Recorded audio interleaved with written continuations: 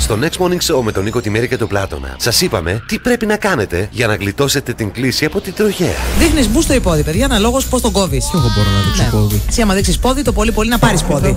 Δείχνεις μπου στο υπόδι, τον κόβεις, δείχνεις και μετά τα πράγματα είναι πιο απλά. Παρακαλά. Σας παρακαλώ. Σας παρακαλώ, Χριστινόμα μου, σας παρακαλώ.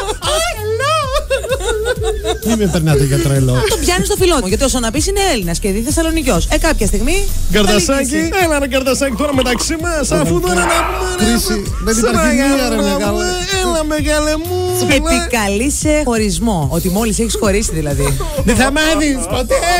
Πόσο πολύ σε κύκλο. Φίλε, γράψε με, αλλά κάτσε να σε πω τον πόνο μου για την κούλα. Λες πως είσαι έγκυος. Αυτό μπορεί να συμβεί και σε άντρα και σε γυναίκα. Ναι.